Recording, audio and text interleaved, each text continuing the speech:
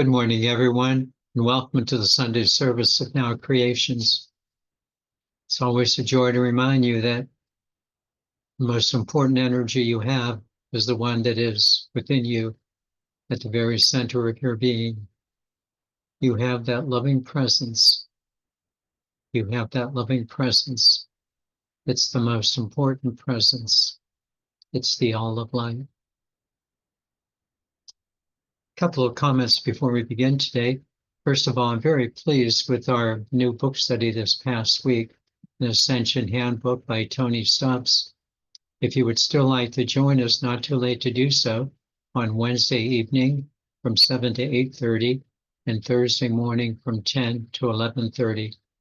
It's a very powerful book, and especially with the powerful energy of our groups, it's something that I highly encourage you to participate in if you're able to do so. And then, of course, tonight we'll be doing What is Light Body from 7 to 8:30. Let's begin. My dear friends, seldom are the responses from a week's teaching so immediate as was last week's teaching on Oneness and Love, Part 2. Even before we left the service, several of you made comments such as, "I can see I have some work to do," and "the teaching was heavy, but quite clear." And then even later in the day, "I know that I need some work in certain aspects of my spiritual behavior." Thus, I feel that it is appropriate for me to extend this teaching on the future trend of oneness and love. There is more to be said in this area, and I am happy to do so. Although the focus of last week's teaching on oneness and love centered on the twofold commandment of Jesus, the title of today's teaching is The Trinity Explained. The Trinity Explained. This sounds like quite a stretch, but I think you will find this teaching at the heart of the qualities of oneness and love. I will begin the teaching with the surface teaching of the twofold commandment, which does have a certain depth to it, and then focus on the real depth, the real truth of who we are as the Trinity of God. I think that you will find this teaching quite challenging, but it will also enable you to put together a few other things in your spiritual understanding. Let's begin. When Jesus, in Matthew 22:36 through 40, guided his disciples, he was trying to present to them a summary of what is important in life. And they asked him the question, "Well, Master, what is the greatest commandment to follow? Can you simplify it?" He surprised them because he said there were two commandments to follow, two commandments that needed to be fulfilled. The disciples were probably not surprised by the first one when he said that the first commandment is to love the Lord your God with your whole heart, mind, soul, and strength. The first commandment was quite familiar to the early apostles because every Jewish person was most familiar with Moses's first commandment of the 10 Commandments that the Jewish people themselves followed. The first commandment being, do you remember it? Do you remember the first of Moses's 10 Commandments? Do you remember it? "I am the Lord thy God. Thou shalt not have other or strange gods before me." This is from the book of Exodus, chapter 20, verse 3. Thus, it would only make sense to Jesus' disciples to love the Lord their God with their whole heart, mind, soul, and strength. So far, no problem. But then, the surprise. Jesus then said, "Well, you should love your neighbor as yourself." This is the second commandment. And the second commandment was much more difficult, even to this day. because the Jewish people have a very strong inner sense of being part of the Jewish community, that do not have sometimes the same respect for their non-Jewish neighbors. Again, even to this day, with the continuing war between the Israelis and the Palestinians. In fact, even when Jesus gave the teaching of the Good Samaritan, who was not Jewish, but attended to the wounds of the Jewish person in need, it was very difficult for the people of the time to love their neighbors, as it continues to be for many of us to this day. The teaching of Jesus, however, became even more complicated by the insertion of what he said between the first commandment and the second commandment. The assertion of the words, the second commandment is like the first.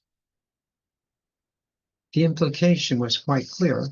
It's quite clear that we should also love our neighbor, just as we love God, with our whole heart, mind, soul, and strength. Later on, Jesus would solidify this teaching when he said that even the tax collectors love those that love them. You are called upon to love your enemies as well, just as God's rain and sun fall upon the just and the unjust. Again, this is quite a challenge for all of us, despite the wisdom that it encompasses, such as the nonviolence espoused by Gandhi in winning India's independence from Great Britain, and Martin Luther King's nonviolence movement of equal rights for all people. As inspiring as Jesus' words were, they were quite challenging, especially when he said that you must be pure in loving the other. That's a bunch, that you must be pure in loving the other. Adding the teaching that not only must we not harm the other, but also to understand them and to respect them, and dare I say it, to love them. Quite a message from Jesus and from all the great ones. So let us now examine what I call the surface depth of this teaching, especially for us who are developing a relevant spirituality in our 21st century. The surface depth has two parts to it, and these parts are clearly related, as I will share with you. The first part is to keep the priorities straight, or as we often say, first things first. First things first. Thus it seems so very practical that the first thing we must do if we're going to follow the great commandment is to love the Lord our God with our whole heart, mind, soul, and strength. Listen closely. This is something that we want to do, but it is also something that we need to do. First things first. It is quite apparent that the only way we're ever going to love our neighbor with our whole heart, mind, soul, and strength is to first love the Lord our God with our whole heart, mind, soul, and strength. Good luck to the person who tries to love their neighbor first without first keeping the priorities straight. We need to love the Lord our God first with all of our hearts, mind, soul, and strength. so that we might then love our neighbor similarly. At least this sequence seemed to make the truest sense. God first, and then neighbor. Now the second part of this surface depth also came into play. The second part was, what practice can we do to help us first love the Lord our God with our whole heart, mind, soul, and strength? That practice that enables us first to love the Lord our God with our whole heart, mind, soul, and strength is meditation. And not just any kind of meditation, not just thinking about things, but rather one that truly enables us to connect our heart to the heart of God. While you know this to be true, I still find that many seemingly spiritual people would prefer to read about meditation than to do it. Well, they like to hear all the benefits of it, but don't necessarily do it. Or perhaps they just don't know how to do it properly. They don't seem to reach that soul connection to the God Spirit so that they truly could love the Lord their God with their whole heart, mind, soul, and strength. And if that were the case, the results would be obvious. While you continue to want to love the Lord your God with your whole heart, mind, soul, and strength, you find yourself not being able to love your neighbor accordingly because your heart has not been connected enough. Your heart has not been elevated into the heart of God. Your heart has not been softened enough. Thus, this twofold commandment of Jesus oftentimes gets put on the back burner, again, waiting for another occasion to come forward. This happens to many of you. On the other hand, there are many more of you in now creations who have had your hearts both elevated and softened through the practice of meditation. You've had your hearts elevated, softened through the practice of meditation. You have taken the daily time to go within into your spiritual center and have found not only yourself, but you've also found others who are part of the family of God without exceptions. I salute your efforts. I salute your efforts. I marvel at your steadfastness, and I am inspired by your meditation practice. You have taken the next step in your spiritual evolution. You have come to realize that we enter heaven 2 by 2. We enter heaven 2 by 2. And if you're to experience heaven on earth, it's also 2 by 2. It's not just that your hearts have been softened, but it is also that your spiritual spines have been strengthened. It's not just that you have a softening of your heart in meditation, but you have a strengthening of your spiritual spine in meditation. And you are clearly realizing what your heart is guiding you to do, being empowered by the Holy Spirit that is strengthening you in this one seemingly impossible task.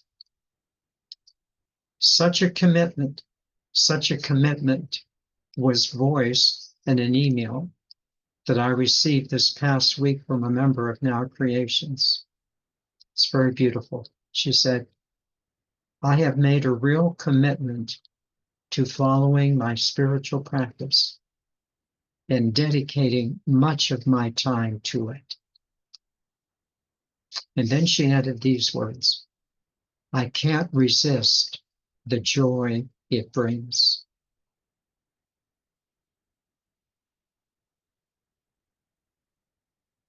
One of us, dedicating, committing herself because of the joy,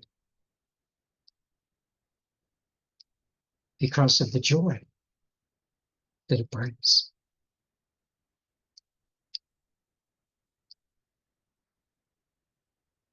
This is a very, very important movement for us, inspiring us to bring oneness and love to all the members with whom we participate in love. This presentation is what I call the surface depth. The surface depth is a good depth to acknowledging oneness and love with others. This surface depth has a depth to it, but it is not quite the depth of what is to now follow. What follows now is the real depth to oneness and love. What follows now is the real depth to oneness and love. I think you will begin to feel this depth if I ask you the following two questions. The first question, would you not say that there is within you a desire just to love everyone? Honestly, sincerely, wouldn't you truly say that you just want to love everyone?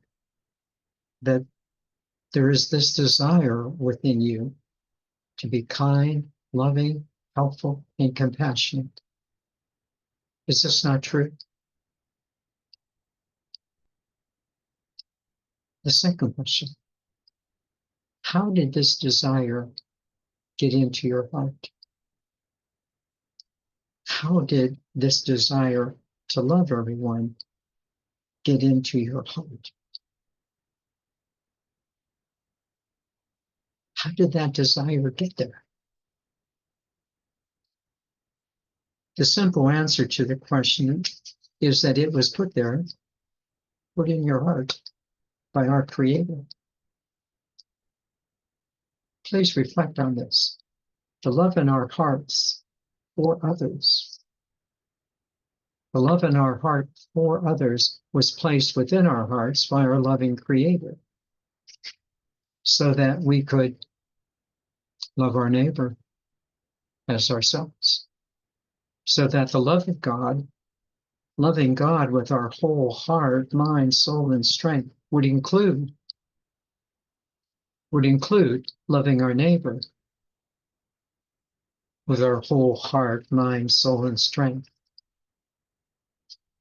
We're now ready to address the topic of today's teaching, the Holy Trinity explained. Now, there are many versions of the Holy Trinity, from the Hindu notion of Sat, Chit, and Ananda, to the very familiar Christian notion of Father, Son, and Holy Spirit. The one that I think is most appropriate for us is the one taught by Jesus himself in A Course in Miracles. I believe that it is this teaching of the Trinity in A Course in Miracles that most speaks to us who are on a spiritual path in the 21st century. But even more so, it answers the question of how. It answers the question of how the oneness and love for others, our true orientation, got into our hearts in the first place, so that loving God and our neighbor become the same. This is enormous. So that the second commandment becomes like the first one, just as Jesus taught, so that we might love both God and neighbor with our whole hearts and minds and soul and strength. Please listen now closely to this explanation of the Holy Trinity. Actually, the words of the Holy Trinity, explained by Jesus in A Course in Miracles, are almost exactly the words used in the explanation, almost exactly, of the words used in the explanation in the traditional wording of Father, Son, and Holy Spirit, except for one change. The traditional words, Father and Holy Spirit, are the same and clearly teach that God has created us and that we are to live by the guidance of the Holy Spirit. Let's be clear that God has created us and we are to live by the guidance of the Holy Spirit. I want to repeat it again, that God has created us with His love in our hearts, and we are to live by the guidance of the Holy Spirit. You have to understand this truth first to fully understand the depth of the teaching and how the God Spirit got into our hearts in the first place. So I'm going to repeat it again, that we have been created with love in our hearts by our creating, loving God, and are to be guided by the Holy Spirit. Okay, with this clarity fully understood by us, we are now ready to understand the one word that Jesus changed in the Holy Trinity as described in A Course of Miracles. The one word that He changed has made all the difference concerning oneness and love. You have to understand the theory behind it so you can be strengthened for the practice. The one word that Jesus changed was the word son. He changed the word son to sonship. Sonship. Sonship. By the sonship, He meant that every human being is part of the sonship. Every human being is part of the sonship. That each one of us is truly created in the image and likeness of God. And that each one of us is fully empowered by the Holy Spirit to live as our loving God created us. That we would be able to love everyone because everyone is a part of the sonship. Because everyone is a member of the family of God. And thus everyone is our neighbor. And in loving our neighbor as ourselves, this is truly who we are. Loving our neighbor as ourselves, even when they seemingly are unlovable. This is who we are. That loving our neighbor is the same as loving God. Just as loving God is the same as loving our neighbor. The new Trinity is Father, Sonship, and the Holy Spirit. You might be saying somewhat facetiously, did Jesus get demoted? Did Jesus get demoted? Not at all. He still is a part of the Trinity, but what he has done is to elevate each one of us to be members of the Holy Trinity as well. Jesus did not get demoted, but rather he elevated each one of us to be a member of the Holy Trinity. Jesus did not get demoted. He elevated you into the sonship, into the family of God.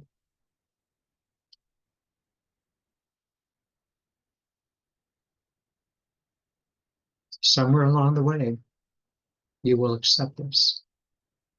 Maybe today. Jesus has inspired us to see that each one of us is created in the image and likeness of God, just as he was.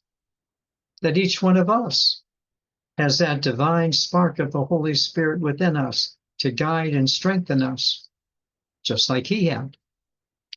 That we are of God, just like he was. That we have an eternal, divine, conscious soul spirit, just as he did. So now, just very practically, you realize how that desire to love all others got placed within your hearts. It was created in you by our loving Creator. It is our spiritual oneness. We could say it's in our spiritual DNA. It's in our spiritual DNA. As Jesus said, teach only love, for that is what you are. You must learn to understand the theory so that when seeming difficulties arise, the power within you will give you the guidance to meet the difficulty with greater understanding and not move you back into separation. So now you begin to realize this most important conclusion. If the God Spirit is in one of us, if the God Spirit is in one of us, the God Spirit is in all of us. We are all parts of the sonship. We all are members of the family of God. Not everyone realizes this at present, but you do. You do. That's why you are a way shower. You don't depend on whether someone else loves you or not. Rather, you simply show up loving. It's in your heart. It's in your heart. And just like Jesus, you are bringing this love to all of our family members. But you're not clearly understanding this metaphysical basis of oneness and love. We are created this way. We're created this way. Not only to love our God with our whole heart, mind, soul, and strength, which we happily do, but also our neighbor as ourselves. And you know at this stage, when you don't, you feel it. It puts you into a tiz.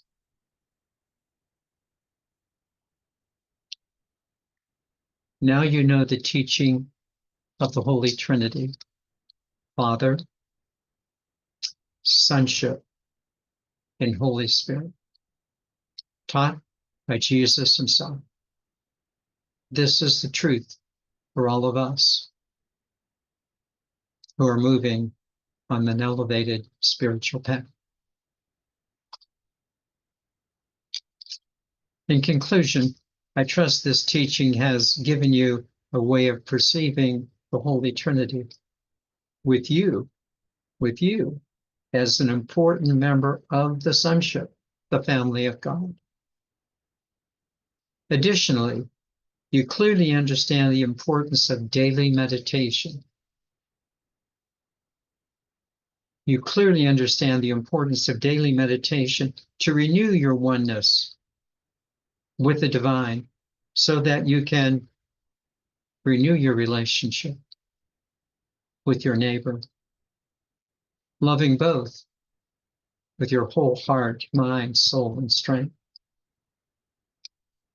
Love of God and love of neighbor is an absolute core teaching of now creations as we go forth together with each other and with all of our neighbors in the one family of God. That's the truth. All of us are the Holy Trinity.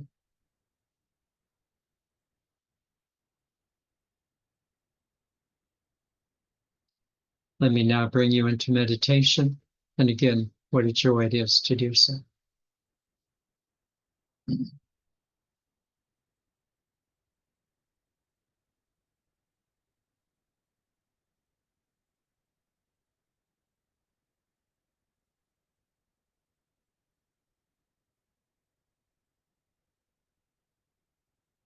If we start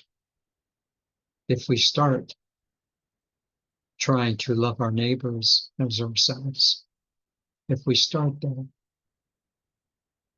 some days are okay, some days are not.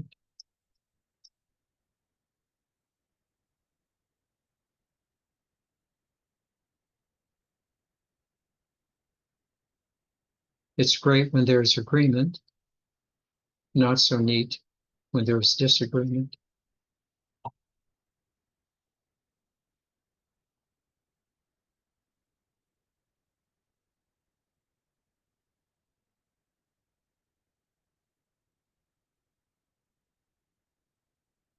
For many of you, this has been clear during these past several days.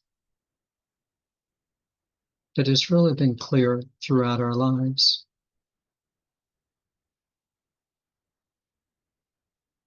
We have been looking for that something which would make our relationship with others not quite so up and down.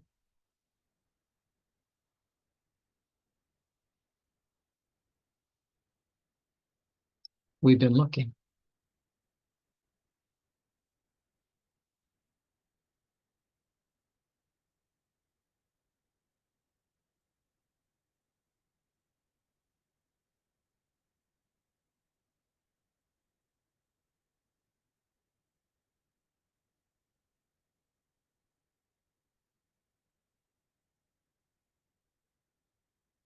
I think you can honestly say now, you have found the answer. You have found the answer.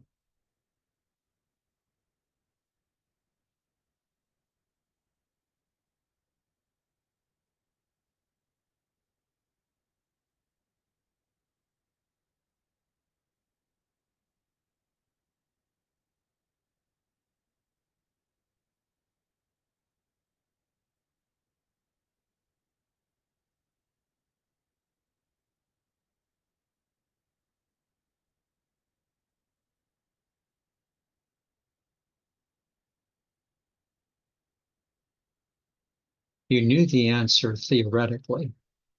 Oh, yes, I know I should love God and love my neighbor as myself. You knew the theoretical answer.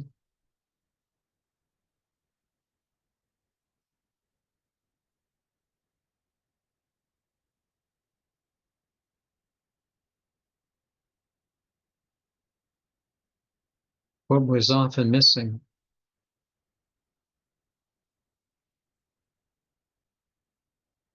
was a consistent practice. What was often missing was the consistent practice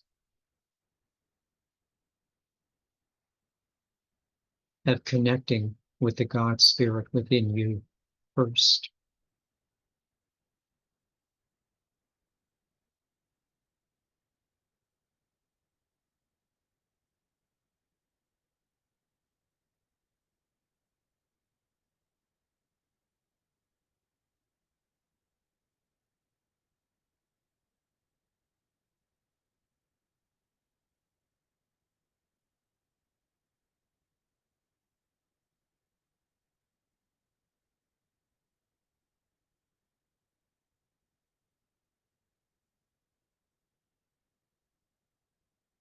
You clearly saw what happened.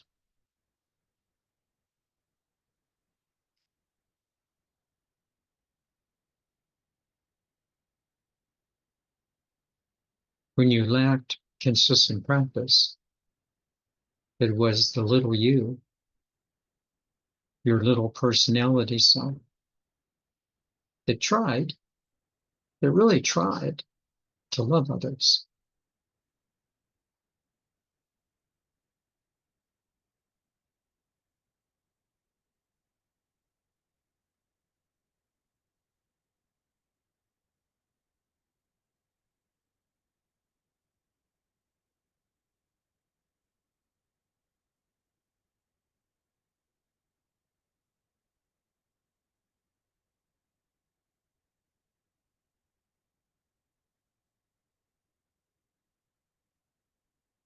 And then you would simply dismiss them and say things like, well, if that's the way they want to be, that's up to them. Happy to have them out of your life.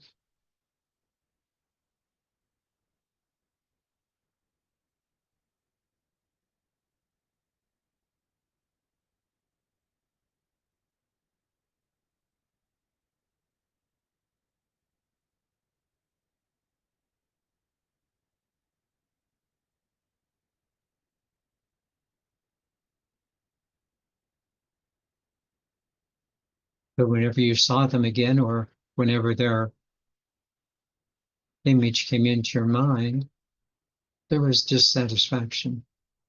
Your heart was not settled. Your heart was not settled.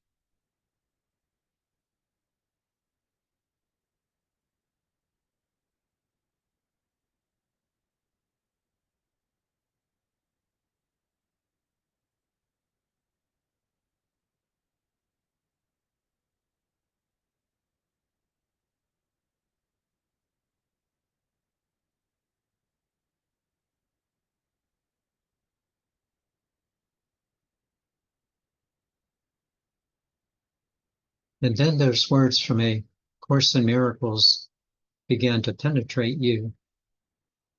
When Jesus said, the meaning of the crucifixion, do you remember it? Course in Miracles, the meaning of the crucifixion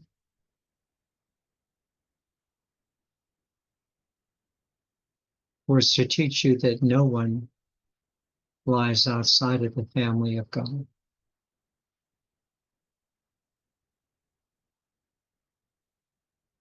Even those that are jeering you at you and putting you to death. What an enormous example.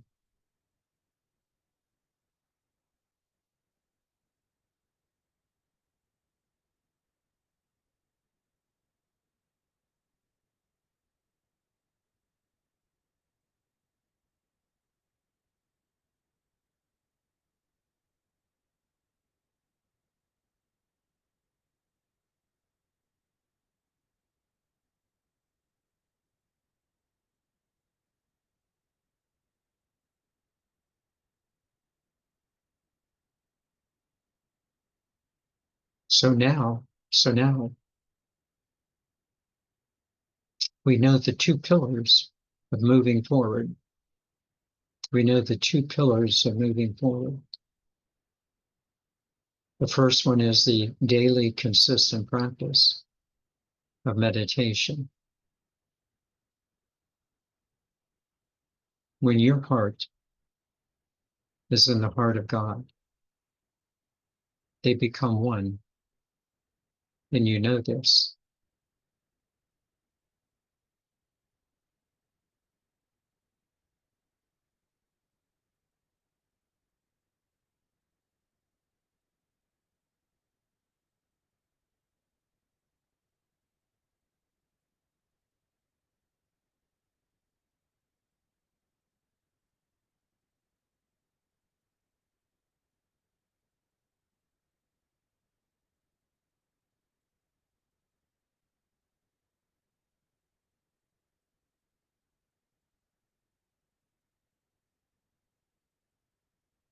As your heart begins to be elevated, it becomes so much more understanding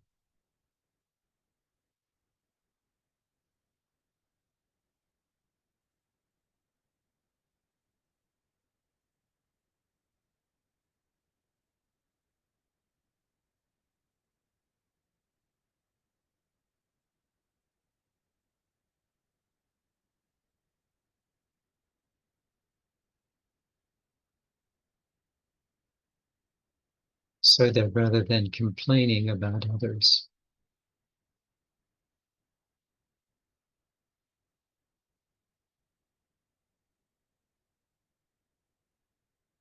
you understand that they are caught in lower energies.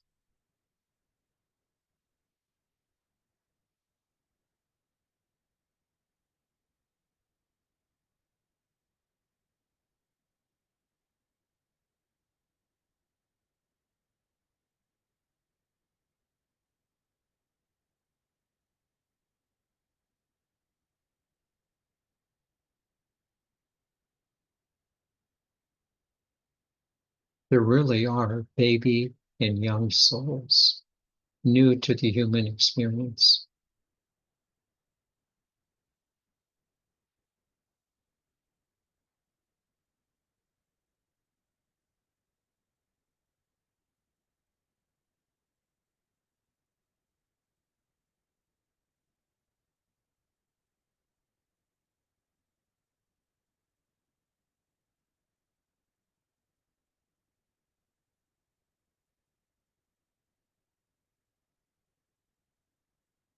As a mature and or older soul, this is fertile ground for you to become their teacher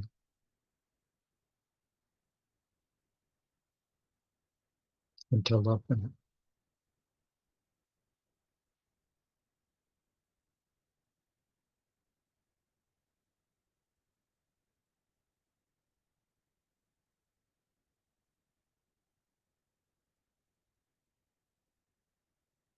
Not a doormat, not anything goes, just despite what is affirming, that you understand them. But most of all, you understand them because you understand yourself.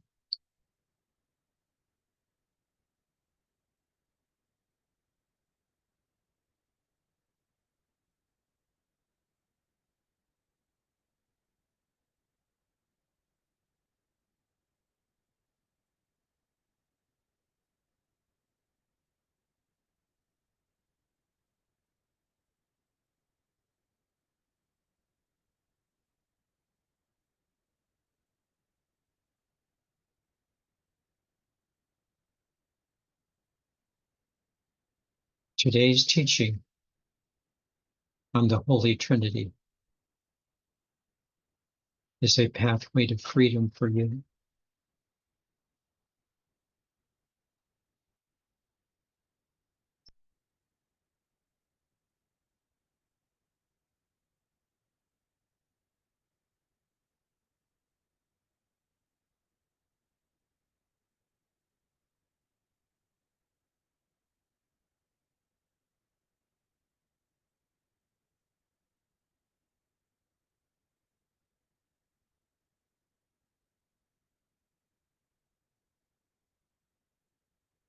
Okay, let's take a good deep breath.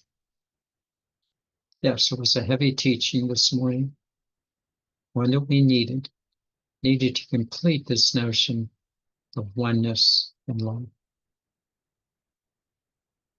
Needed to complete this teaching.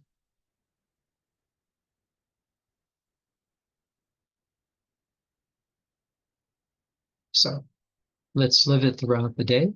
Let's just make today just a terrific day in this energy.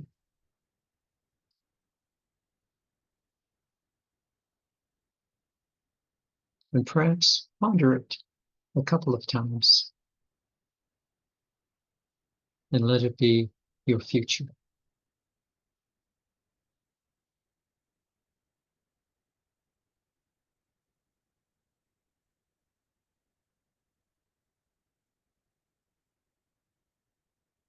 And with that, let me invite you back to your breath.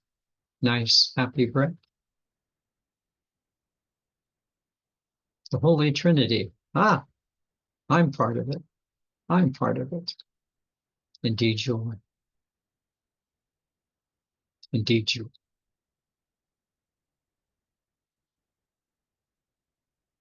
And gently breathing your eyes open, nice smile on your face, just a nice smile on your face. I am an eternal being of light and love. Thus, only good can come to me, and only good can come from me.